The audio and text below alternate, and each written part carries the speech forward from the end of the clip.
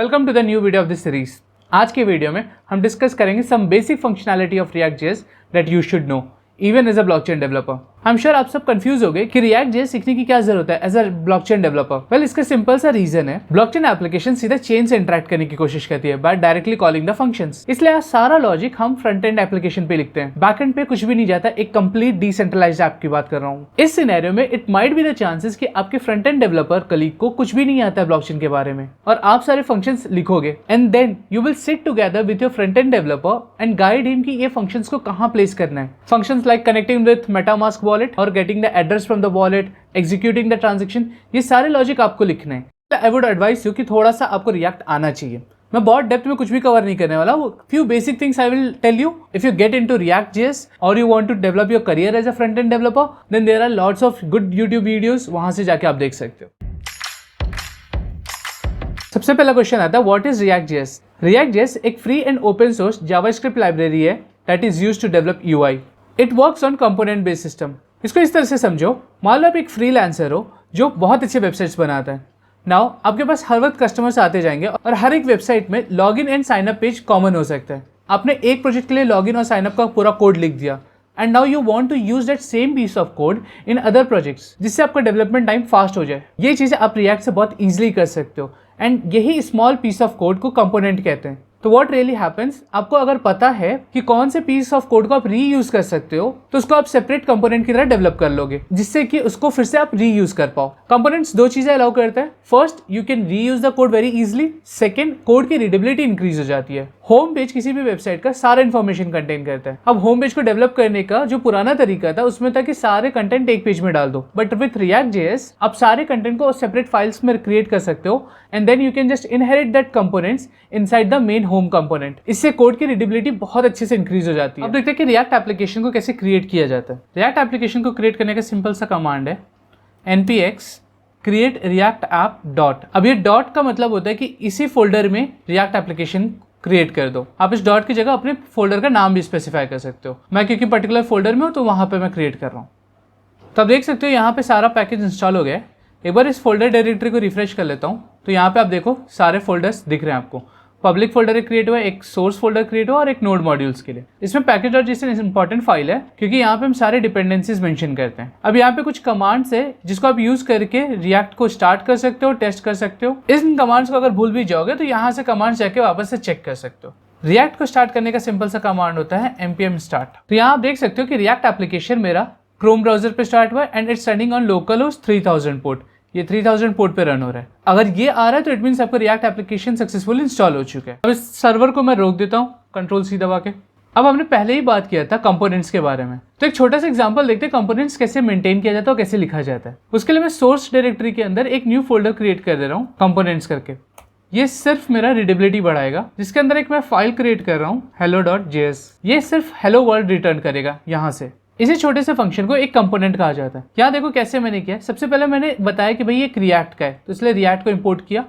Then मैंने एक function create किया प्रिंट हेलो करके। ये कंपोनेंट का नाम हुआ। ये पूरा डिराइव करेगा कि यहाँ क्या लॉजिक जाएगा, इसलिए इसको बहुत अच्छे से सोच समझ के लिखना चाहिए। उसके बाद मुझे HTML टैग्स यूज करने हैं, ठीक है, क्योंकि मैं HTML पे काम कर रहा हूँ React में। इसके लिए मैंने रिटर्न के अंदर HTML एक h2 टैग ओपन किया, उसके अंदर हेलो वर्ल्ड प्रिंट किया और h2 टैग को क्लोज कर दिया। अब जो थोड़ा बहुत भी वेब एप्लीकेशन और HTML CSS यूज किए होंगे, आई एम श्योर सबने किया होगा, उनको ये बेसिक चीज तो पता चल गया होगा। और इस कंपोनेंट को मैंने यहाँ से एक्सपोर्ट कर दिया। एक्सपोर्ट का यही तरीका होता है। अब मैं अपने app.js में जाऊंगा और सबसे पहले उसको इंपोर्ट करूंगा कंपोनेंट को। अच्छा, उससे पहले ये बता देता हूँ, किसी भी React एप्लीकेशन का सबसे पहला फाइल होता है index.js। index.js फाइल में हम ये मेंशन करते हैं कि कौन सी सबसे पहली फाइल रेंडर की जाएगी। यहाँ पे आप देख सकते हो कि index.js में पहले ऐप को इंपोर्ट किया गया, इस ऐप फंक्शन को इंपोर्ट किया गया और उसको यहाँ पे कॉल किया गया। अब हम चलते हैं अपने दूसरे फाइल की तरफ app.js। index.js का इतना ही काम था।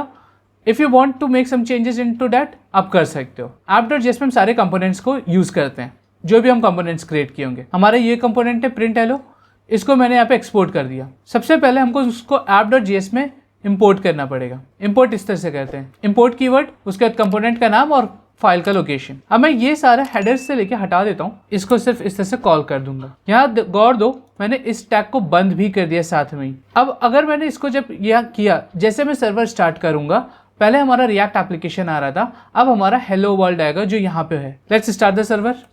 यहाँ आप देख सकते हो कि हेलो वर्ल्ड आ गया। पहले क्या था, एक रिएक्ट एप्लीकेशन था, अब देखो हेलो वर्ल्ड आ गया। तो इसी तरह से हम कंपोनेंट्स यूज कर सकते हैं टू क्रिएट आवर एप्लीकेशन। हम अपने एप्लीकेशन में भी कंपोनेंट सिस्टम पे ही काम करेंगे। आई होप कंपोनेंट्स के बारे में आपको थोड़ा क्लियर हुआ होगा। एज अ ब्लॉकचेन डेवलपर हमें और दो इंपॉर्टेंट कंसेप्ट्स के बारे में पता होना चाहिए।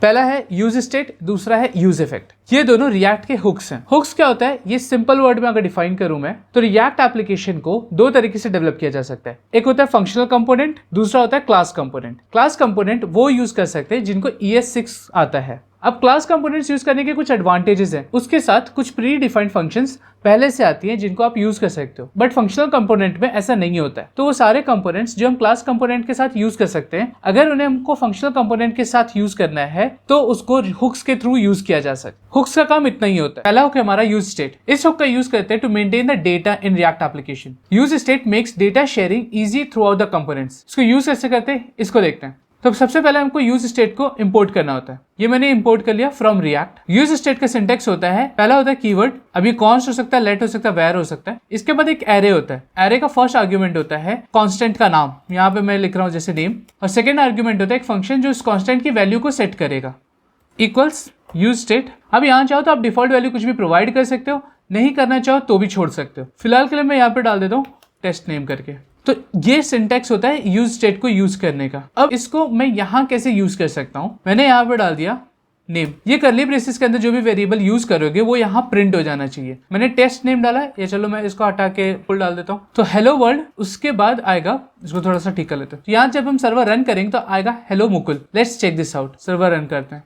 यहाँ आप देख सकते हो आ गया हेलो मुकुल। सर्वर स्टार्ट किया क्योंकि वहां पे पहले नेम क्या डाला था, मुकुल डाला था, तो यहाँ पे हेलो मुकुल आ गया। इसी तरह यूज स्टेट को यूज करके हम स्टेट वेरिएबल सेट कर सकते हैं। अब यहाँ पे स्टेट वेरिएबल्स अपने में क्या सेट करेंगे, तो कॉन्ट्रैक्ट हो सकता है, पूरा एड्रेसेस हो सकता है, बहुत कुछ हो सकता है। जब हम पूरा Web3 एप्लीकेशन क्रिएट करेंगे उस समय भी हमें यूज स्टेट को यूज करना होगा to set instance for the contract या फिर अकाउंट। सेकंड इंपॉर्टेंट हो गया यूज इफेक्ट। मैं यहाँ लिख लेता हूँ। यूज इफेक्ट हर बार एग्जीक्यूट होता है जब भी कंपोनेंट को रेंडर किया जाता है। कंपोनेंट फर्स्ट टाइम रेंडर होता है जब एक पेज लोड होता है, बट जब भी आप किसी स्टेट वेरिएबल की वैल्यू चेंज करोगे यूज इफेक्ट अगेन री रेंडर होता है। उस समय अगेन ये फंक्शन ट्रिगर होता है। ऐसा कोई भी फंक्शन जो आप चाहते हो ऑटोमेटिकली ट्रिगर हो जब भी हमारा पेज रेंडर हो, उसे यूज इफेक्ट में डालना चाहिए। Let's check an example for this. Use effect को यूज करने का तरीका ये होता है। अब ये एक फंक्शन है with an arrow bracket. I guess जो जावास्क्रिप्ट बैकग्राउंड से आ रहे हैं उनको ये समझ में आ रहा होगा। यहाँ मैं कुछ नहीं कर रहा हूँ, मैं सिर्फ लॉग मार रहा हूँ टू टेस्ट की क्या होता है, टेस्टिंग यूज इफेक्ट। मैं जितनी बार भी पेज को री रेंडर करूंगा यूज इफेक्ट मेरा रन होना चाहिए। Let's check this. Use effect function में मैंने console.log मारा था, उसको चेक करने के लिए इसके इंस्पेक्ट में जाओ और इसके कंसोल में जाओ। अब यहाँ पे देखो, ये देखो क्या है, टेस्टिंग यूज इफेक्ट। मैं जैसे कंपोनेंट को री रेंडर कर रहा हूँ, देखो 2 बार आ रहा है। अगेन जैसे मेरा पेज लोड हो रहा है और उसके बाद कंपोनेंट री रेंडर हो रहा है, तो ये यूज इफेक्ट मेरा हमेशा ऑटोमेटिक एग्जीक्यूट हो रहा है। हमारे केस में हम जो भी Web3 कनेक्शन के फाइल्स को लिखेंगे उसको यूज इफेक्ट में डालेंगे, जिससे जब तक हमारा Web3 से कनेक्शन एस्टैब्लिश ना हो जाए कोई भी इंसान हमारे एप्लीकेशन को यूज नहीं करना चाहिए। तो एज अ ब्लॉकचेन डेवलपर आपको ये 3 चीजें आनी चाहिए।